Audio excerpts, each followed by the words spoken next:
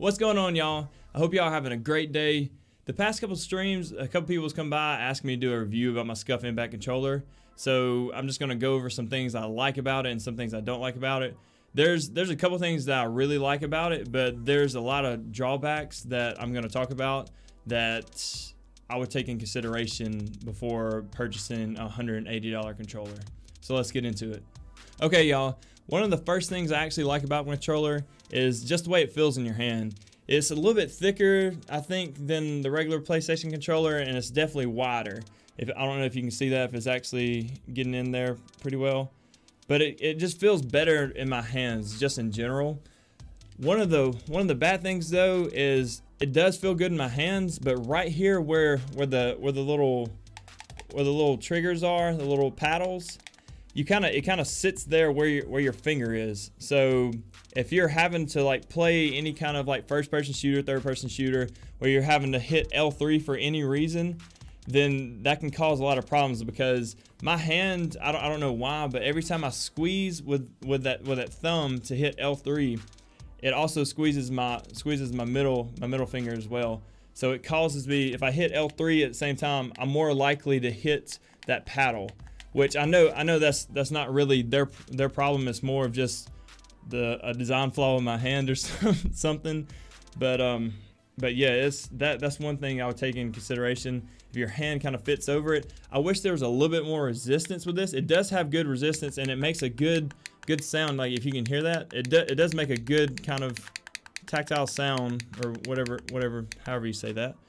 But I just wish it had a little bit more resistance to it, so whenever you hit that L3, it doesn't also hit it as well. But I think that's just more me than the actual controller. Okay, guys, another thing I like about the controller is the actual triggers, the L2 and R2 right here. It has some grooves in it that makes it feel really good, and it kind of sits your fingers in there to where they just kind of stay on there really well, and they won't slip off or anything. But it also has these trigger stops on it up under it that you can turn to where it makes your trigger pull just a little bit shorter. And my R2, about a month into it, has broken off. So I didn't really use it too much, but when I did use it, it helped a little bit. And it's not really a game changer for me, just the way I play, but it kind of sucks that it broke. I hate to harp on the actual money, but whenever you pay $180 for a controller, you expect it to have really good build quality, because that's almost triple the amount that you'd pay for a regular PlayStation controller. And my controller lasted almost a year before anything went wrong with it. So, and I've babied this thing, I mean, as much as I could. I haven't done anything to it. So I'm a little bit disappointed with that. But overall build quality is good, but there's certain areas where I wish they would have kind of gone the extra mile and maybe put like a metal as the trigger stop or something like that. I don't know really what goes into it, but I wish they would have done something like that. Something else that I like about this controller is they allow you to get the original PS4 sticks, which I think the Impact's the only one that you can actually get that with. The other ones come with like the tall dome ones or the concave ones, and I actually prefer the original PS4 sticks, and I was really happy that they actually offered that with it. Also with that, if you use anything like Control Freaks or anything like that, any kind of like little topper or anything, apparently the Scuf ones, the Scuf sticks don't really fit well with them. So I would definitely look into whether they're compatible or not before deciding which stick that you want. Alright, another pro of this controller is actually the charging port. It's kind of recessed in. I don't know if you can see that. It's kind of recessed in right there. And once you plug in the actual charging cord, which is actually a little bit harder to get it in there because it's kind of recessed back, but once it's in there, it actually stays really well. So if you kind of get the cord kind of tangled up or something like that, may step on it or something like that, it stays in there really well. Okay, another con of this remote, which I talked about the paddles earlier with me being able to squeeze it with the L2 or the L3 and the paddle kind of hitting each other right there. It also has 4 different places that you can put paddles. I started off with one. I tried to move the 2 where I had like the jump and then crouch or reload kind of set to it. I wasn't able to kind of utilize it. I don't know if I'm not good enough at using it to actually utilize the capabilities of it. But unless you're doing some kind of strategy game where you need to kind of hit those things like you're kind of just playing and hitting them along as you go. I don't foresee you actually needing all 4 paddles there, so you can kind of change it up. I've changed it up before. Like I said, I hit this on accident. I moved it to here, and it was kind of a weird transition to kind of move your finger over like that. I know it sounds like, oh, first world problems, but at the same time, it's just kind of a weird thing to kind of move your finger over. But I don't foresee you actually needing all of these paddles, which is not really a con if you think about it. It's just kind of there if you need it. But if it's advertised like that, kind of advertising 4 different paddles on the background or on the back, and saying how many things you can do with it, then you want to be able to actually utilize it. And I don't really see how somebody could really utilize all 4 of those. So that's another thing to take into consideration. Okay, I should have cut to some footage that I filmed on my phone. If you look on the right side of the controller and the left side of the controller, you can tell that it's starting to darken where my palms actually sit on the controller and around the buttons as well. And up near R1 and L1 as starting to darken a little bit as well. I don't know if the camera will pick that up, but I'm not sure if that's because my hands sweat a lot, and I've actually tried to clean it off with like soap and water and it didn't really work.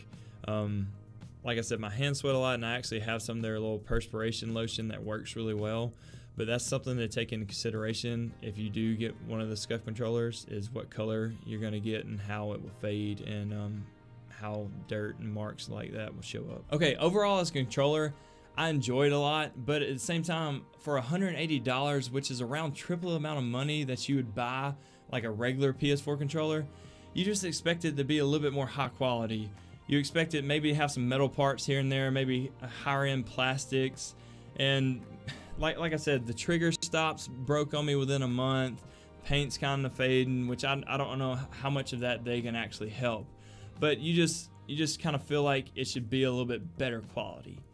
And I think more than anything, I'm just disappointed in kind of the build quality of it and how everything turned out. Like I said, it's a great controller, but if you have $200 just burning a hole in your pocket, then go buy it. It's a great controller. But if you're sitting there debating like, maybe I shouldn't, maybe I should, maybe I shouldn't, maybe I should spend on something else, I would just go ahead and spend it on something else, because it's not going to give you that much of an advantage in a game like at all. In my honest opinion, it's not going to give you that much of an advantage in a game to use one of these controllers. I may be wrong. Some people may use it and be a freaking god at every game, but at the same time, for me, I wouldn't buy another one unless I can actually sit down and use it and see the build quality of it. And I just can't recommend it at this time. It's a great controller, but I just couldn't recommend it. Okay, y'all, that's gonna be it on the review of the Scuf Impact controller. I hope you enjoyed it, and I hope you found it informative, and I hope it actually helps y'all decide whether or not you're gonna buy the controller or not. I'm gonna do more of these reviews. I'm gonna do it on my green screen and a couple other things as well, and I'm gonna do kind of a walkthrough of my stream setup and what all I use to do the streams and videos and all that. And another big question that I get is my PC build. Like what's my specs, what I use, what's the software I use, and all that. So what I'm going to do is make another video going through all the parts that I have in my PC build and explain why I have what and what I use as well.